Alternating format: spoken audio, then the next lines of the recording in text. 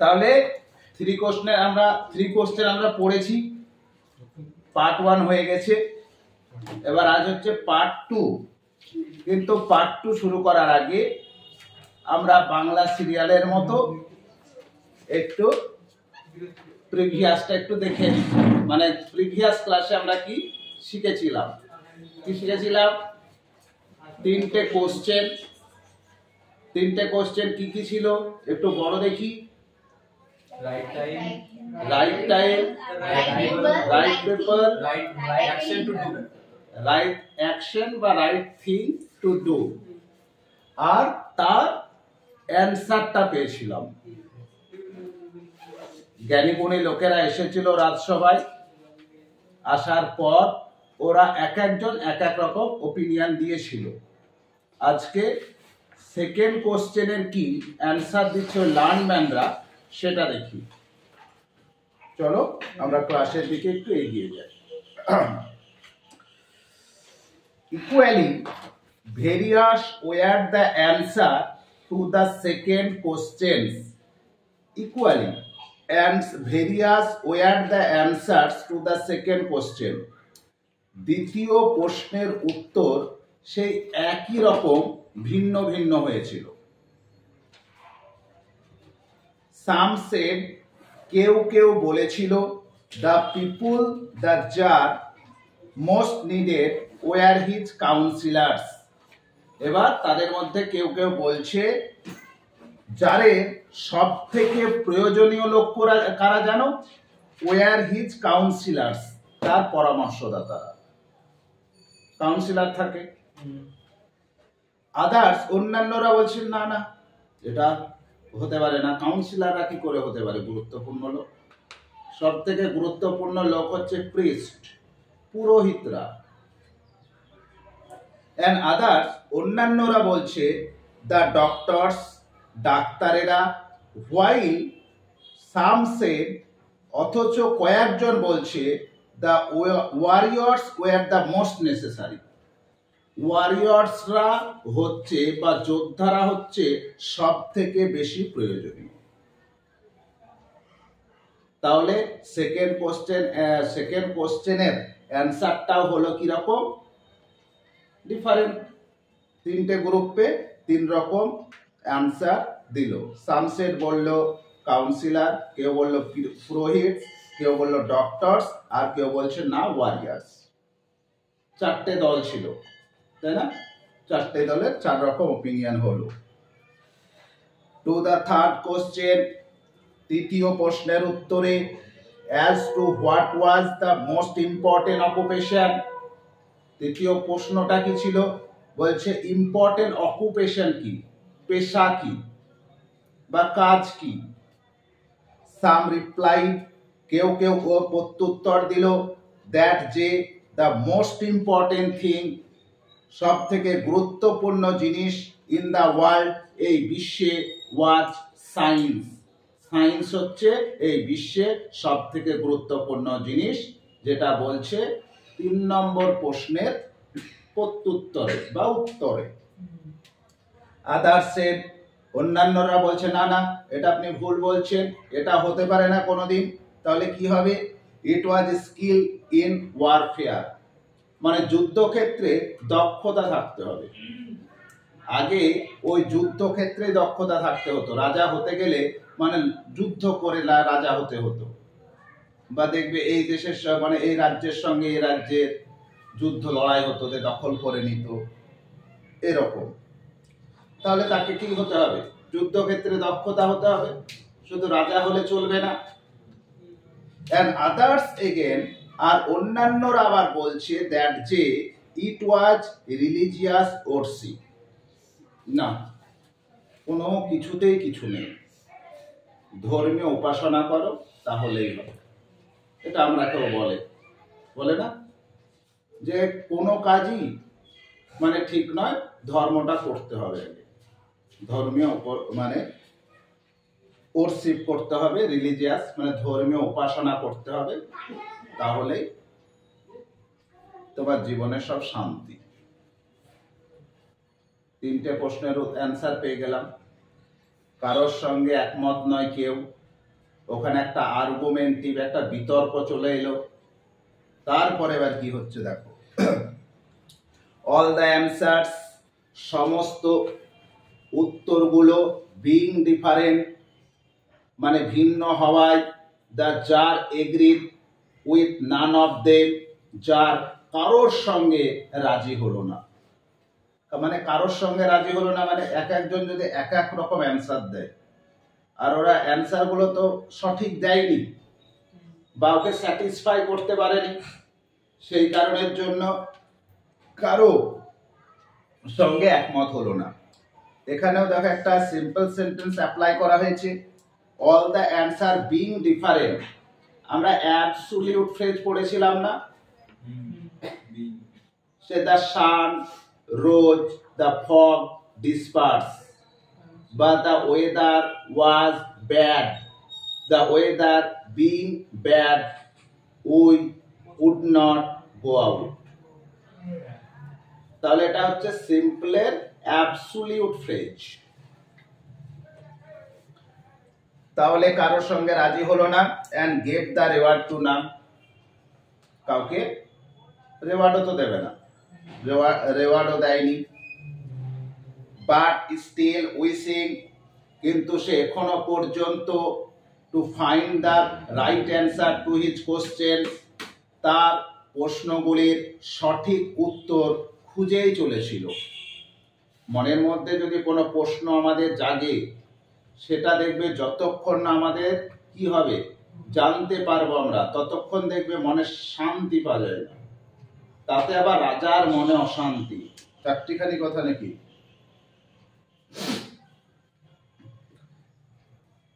তারপরে he decided, যখন সে পেল না, কাউকে কি দিল, রেওয়ার্ডও দিল না, তারপরে মনে মনে চাইছে মানে এই কোশ্চেনগুলির অ্যান্সার কি করে পাবো, তখন হি ডিসাইডেড, সে মনস্থির করলো, টু কনসাল্ট এ হারমিট, একটা সন্ন্যাসীর সঙ্গে পরামর্শ করব, কনসাল্ট করব। আমরা যদি এরকম কিছু পারপ্লেক্স অবস্থায় সিচুয়েশনে পড়ি, কি করি আমরা, হয় অ্যাস্ট্রোলজার নাহলে একটা ধর্মীয় গুরুর কাছে যাই, ও ভাবছে সন্ন্যাসীর কাছে যাব, সে যদি জানতে পারে তা পারবে। সে সন্ন্যাসী কে বলছে, widely renowned for his wisdom, যে তার জ্ঞানের জন্য রিনাউন্ড মানে ফেমাস, এমিনেন্ট, ওয়েল নন, বিখ্যাত কিন্তু। দ্য হারমিট, এবার হারমিটটার পরিচয় দিচ্ছে, হারমিট কোথায় থাকে দেখো। দ্য হারমিট, সন্ন্যাসীটি, লিভড, বসবাস করত, ইন এ উড, একটা বনে, হুইচ হি নেভার কুইটেড, যেটা সে কখনোই ত্যাগ করেনি। কুইটেড মানে হচ্ছে ত্যাগ করা, লিভ বলি না। তাহলে হারমিট এমন একটা বনে বাস করত, যে বনটা সে কখনোই ত্যাগ করেনি, ওই বনে সারা জীবন কাটিয়ে দিয়েছে। and receive none but common folk, আর কি বলছে, কাউকেই তিনি গ্রহণ করেন না সাধারণ লোক ছাড়া। নান বাটের ব্যবহার আমরা দেখবে ক্লাস 10-এ শিখেছিলাম না। নান বাট থাকলে অনলি থাকলে নান বাট শিখেছি, মনে পড়ছে? এটা নান বাট বা নাথিং বাট, তাই বলেছিলাম। নাথিং বাট কখন হয়, যদি সেটা বস্তু হয় তাহলে হয় নাথিং বাট, আর বস্তু ব্যক্তির ক্ষেত্রে নান বাট। আর অনলি থাকলে নান বাট। তাহলে আমাদের নেগেটিভ, যদি পজিটিভ থেকে নেগেটিভ করতে বলে নান বাটে ইউজ করব। এবার নান বাট আছে, সেটাকে যদি আমাকে অ্যাফার্মেটিভ করতে বলে তাহলে আমি কি করব, অনলি করে দেব। তাহলে কি বলছে দেখো, he receive none but common folk, মানে হি রিসিভ অনলি কমন ফক, সে কেবলমাত্র সাধারণ লোকই কি করে, গ্রহণ করে, বা সাধারণ লোকের সঙ্গে সাক্ষাৎ করে, কোনো বড় লোকদের সঙ্গে করবে না। আর আমাদের যে গল্পের যে প্রোটাগনিস্ট, সে কে, রাজা, তাহলে নিশ্চয় রাজাকে করবে না রিসিভ। তাহলে রাজা এবার দেখো কি করছে, যেহেতু সাধারণ লোক করে, বাট কিন্তু still wishing to find the right answer to it, so তাই দ্য জার মানে czar put on phrasal verb পরিধান করা, ওয়ার বা ওর, এখানে ওর হবে কেননা এটা যদি পুটস থাকতো তাহলে জানতাম প্রেজেন্টে আছে। দ্য জার পুট অন পরিধান করেছিল সিম্পল ক্লথ একটা সরল সাধারণ পোশাক, and before reaching the hermit cell মানে হচ্ছে হাট, আমরা বলি না সেলে রেখেছে জেলে, ছোট ছোট এইগুলোকে সেল বলে। তাহলে বলছে before reaching the hermit cell, হারমিটের সেই কুটিরে পৌঁছানোর আগে, ডিসমাউন্টেড, মাউন্ট মানে কি আরোহণ করা, তাই ডিসমাউন্টেড মানে কি অবতরণ করা, বলছে নেমে এসেছিল ফ্রম হিজ হর্স তার ঘোড়া থেকে। আগেকার দিনে রাজারা ঘোড়ায় বেশি যেত, সেরকম ঘোড়া থেকে এবার নেমে পড়লো, সাধারণ পোশাক পরিধান করলো একটা সাধারণ লোকের মতো। আর কি করছে দেখো, লিভিং হিজ বডিগার্ড বিহাইন্ড, আর তার বডিগার্ডটাকে পিছনে রেখে যায়। দেখা গেল হারমিটের কুটিরটা কিছুটা দূরে, ঠিক আছে, তার আগে ও কিন্তু একটা নেমে পোশাক ব্যাগে করে নিয়ে এসেছিল, একটা সাধারণ পোশাক পরিধান করলো, তারপরে কোথা থেকে নামলো, ঘোড়া থেকে নেমে পড়লো, আর বডিগার্ডকে রেখে ওয়েন্ট অন অ্যালোন, একাই যাত্রা শুরু করে দিল, একাই চলতে শুরু করলো।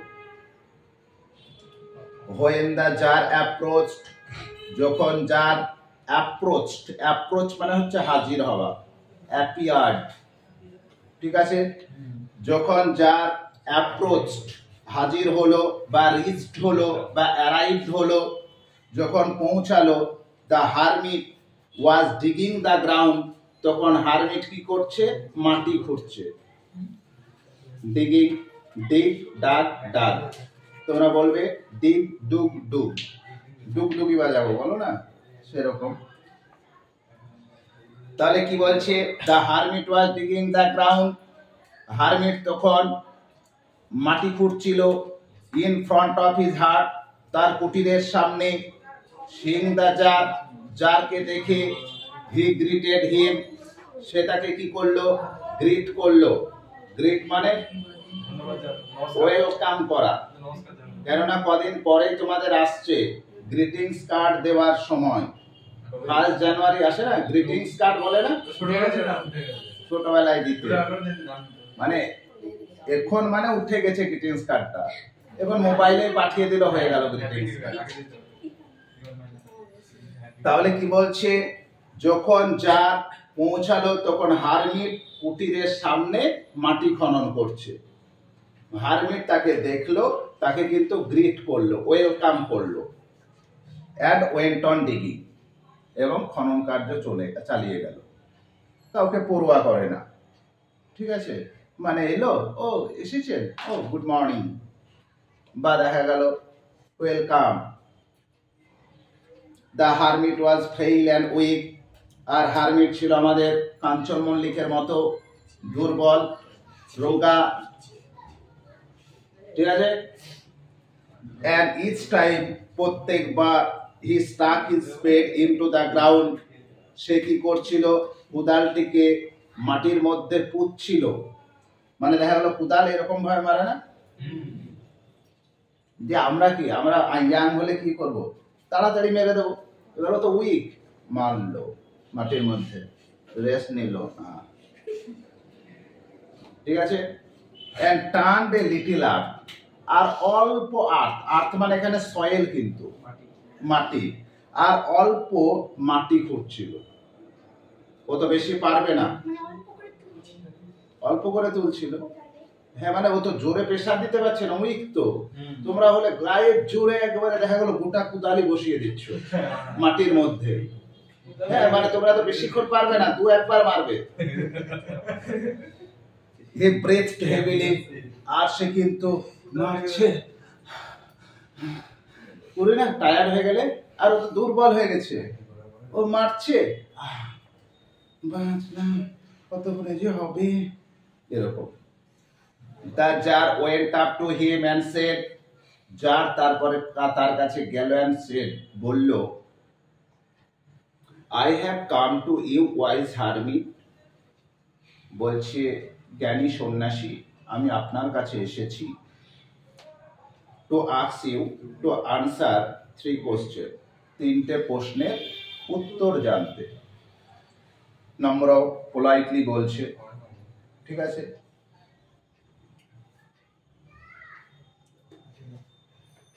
How can I learn, কিভাবে আমি শিখতে পারবো, to do the right thing at the right time, সঠিক সময় সঠিক জিনিস কিভাবে আমি শিখতে পারবো করার।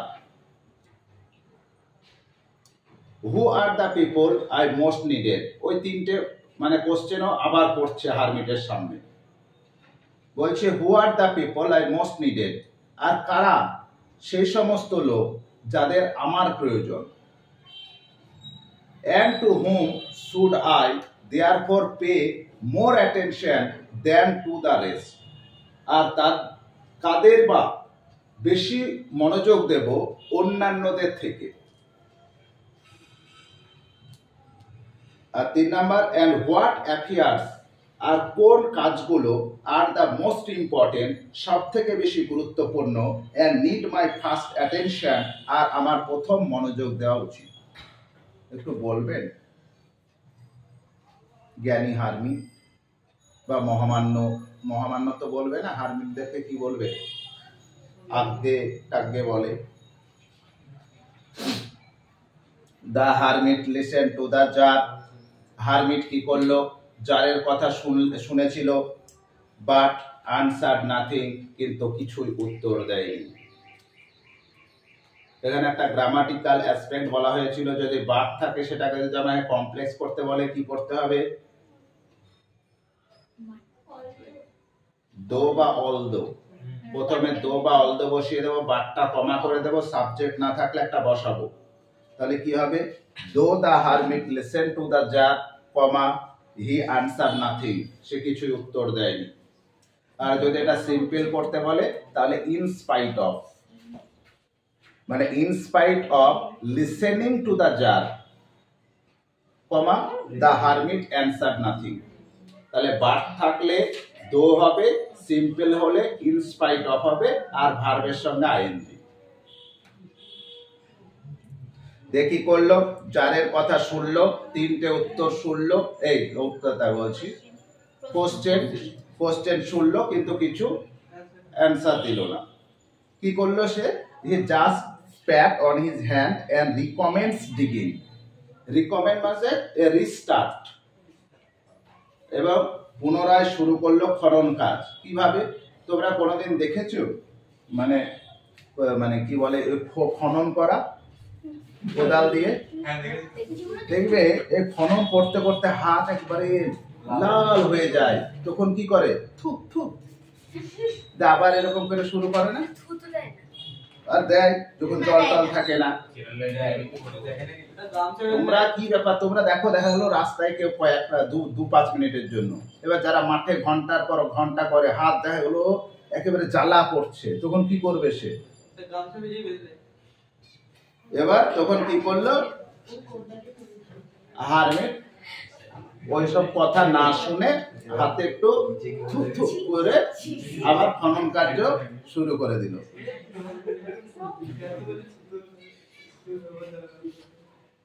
এবার টায়ার্ড সেটা জার বলছে, এবার কি হলো, বাটারি করছে, বুঝতে পারছো, বলছে আপনি তো টায়ার্ড হয়ে গেছে, let me take the spade and work a while for you, আমাকে কোদালটি দেন আর আপনার জন্য একটু কাজ করে দিন, কারণ এক কোশ্চেনের অ্যান্সার জানতে হবে, তাহলে একটু কাজ করে দিই। আর যেহেতু বা বৃদ্ধ রাজা খনন করবে, ভাবো, thanks said the hermit, hermit বলছে ভালোই হলো, ঠিক আছে ধন্যবাদ, and giving the spade to the jar, মানে জারকে কোদালটা দিয়ে বললো ঠিক আছে ধন্যবাদ, একটু কাজ করবো বলছো তা করো। He sat down on the ground, তারপরে হারমিট কোদালটা দিয়ে ধন্যবাদ জানিয়ে বসে পড়ল।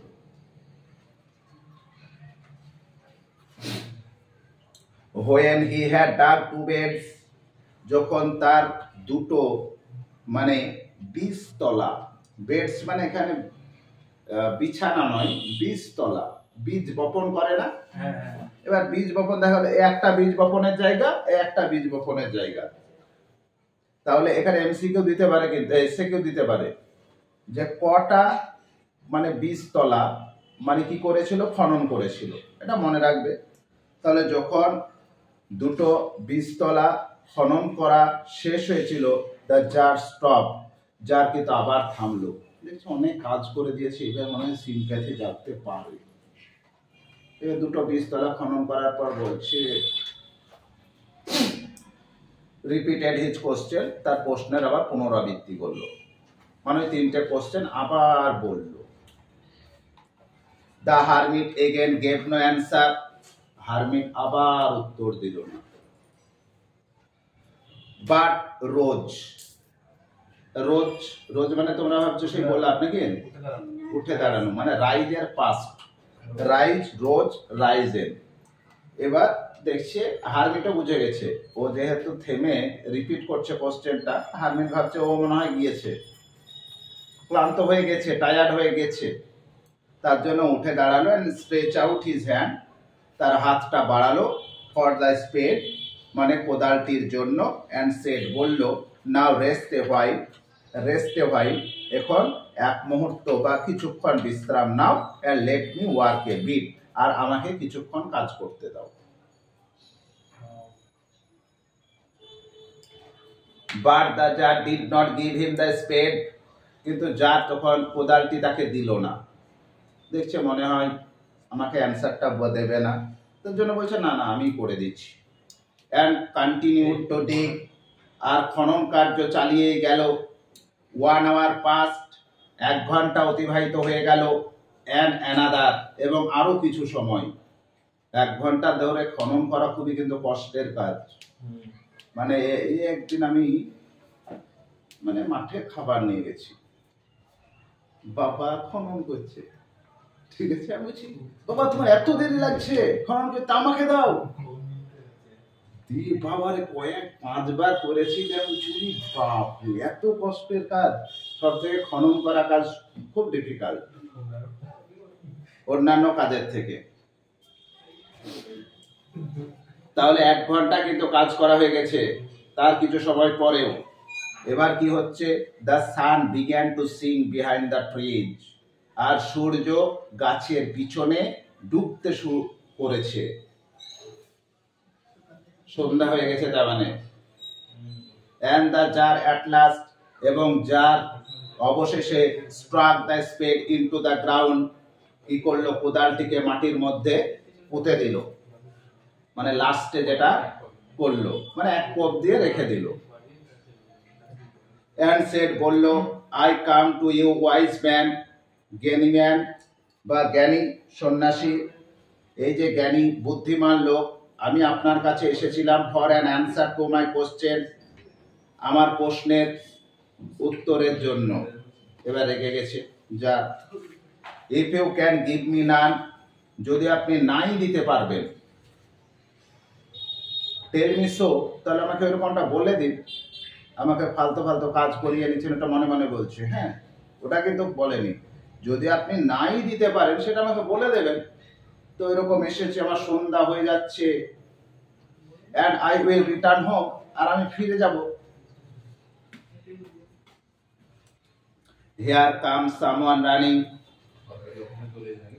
এবার said the hermit, let us see who it is। Home পর্যন্তই থাক, মানে এখান থেকে আর একটা টপিক চলে আসবে। এতটুকুই থাকলো আজকে পার্ট 2 এ।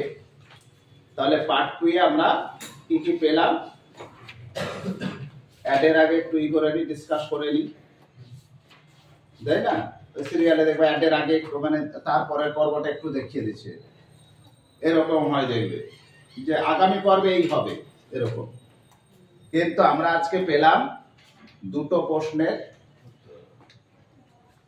আনসার কি কি দিয়েছিল লার্নমেন সেটা দেখলাম, কিন্তু যার কারো অ্যান্সারে খুশি না বা স্যাটিসফাই নয়, কাউকে কি দিল না, রেওয়ার্ড দিল না, কিন্তু মনের মধ্যে তার সেই প্রশ্নের অ্যান্সার জানার ব্যাকুলতা তার মনের মধ্যে কিন্তু থেকে গেছে। তার জন্য সে মনস্থির করলো বা শুনেছিল কারো কাছে, জানিস একটা হারমিট ছিল ওই বনে বাস করে, ও খুবই জ্ঞানী, ওটা শুনেছিল নিশ্চয় মনে হয় কারো কাছ থেকে। তখন সে মনস্থির করলো হারমিটের কাছেই যাব। হারমিটের কাছে গেল, হারমিটের জন্য কাজও করে দিল, দুটো বীজতলা খনন করে দিল, 1 ঘন্টা বা তার পরে তার কিছু সময় পরও কাজ করে দিল, কিন্তু হারমিট কোনো উত্তরই দিল না, শুধু শুনেই গেল। এতটুকু আজকের ক্লাসে পেলাম। পরের দিন এবার দেখব হারমিট কি কি মানে অ্যান্সার দিয়েছিল। তাহলে আমাদের মানে 3টে ক্লাসের মধ্যেই 3 কোশ্চেন কমপ্লিট হয়ে যাবে। ঠিক আছে, এতটুকুই থাকলো তাহলে।